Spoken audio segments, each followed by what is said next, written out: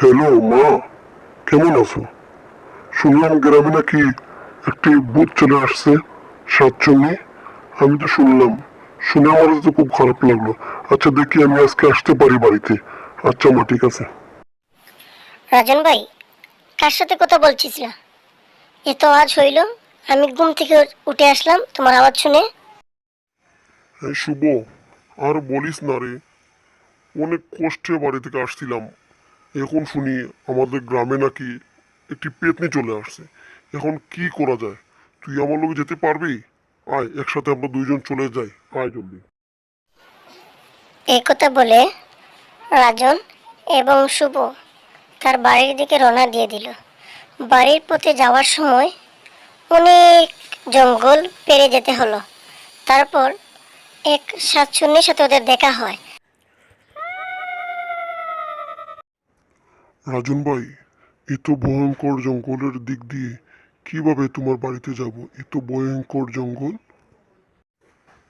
আরে বোকা ছেলে, তুমি এত ভয় পাচ্ছ কেন? আমি তোমার সাথে আছি তো। আর 3 থেকে 4টা জঙ্গল পের হয়েই আমাদের বাড়িতে চলে যাব। আমি তোমার সাথে আছি, তুমি ভয় পাইও না, আমি তোমার সাথে আছি। এই কথা বলে শুভ এবং রাজন তারা দুজনেই চলে যায় জঙ্গলের দিকে।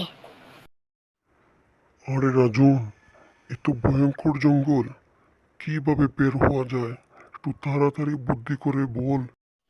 আরে দাদা, তুমি এত ভয় পাচ্ছ, ভয়ে তুমি আমার নাম ডাকতেছো না কেন?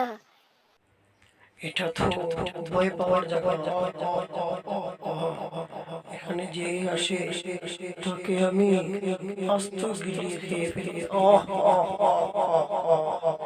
এবার তোদেরকে কে বাঁচাবে আমাদের হাত থেকে? ওহ, সাহস থাকলে বেঁচে ফিরে যা। মায়েরা কোষ, মায়েরা কোষ, আমার ভুল হয়ে গেছে। আমাদের আমরা আর কখনোই ভুল করে এই জঙ্গলে আসবো না। আমাদেরকে ক্ষমা করে দাও মায়েরা কোষ। আমরা বুঝতে পারিনি আসলে।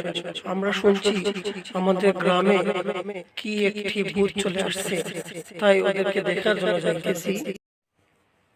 আচ্ছা, ঠিক আছে, তোদেরকে ক্ষমা করে দিতে পারি।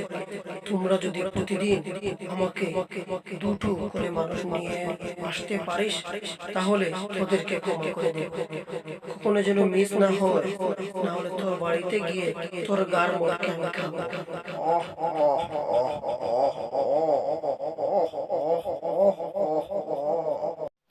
এক কথা বলে ডাইনি বুড়ি মায়া জাল মায়া রাক্ষস চলে গেল।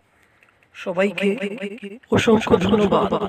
আপনারা সবাই আমাদের চ্যানেলটিকে সাবস্ক্রাইব, একটি লাইক এবং আপনার মূল্যবান মতামত আমাদেরকে জানিয়ে দেবেন। সবাইকে অসংখ্য ধন্যবাদ।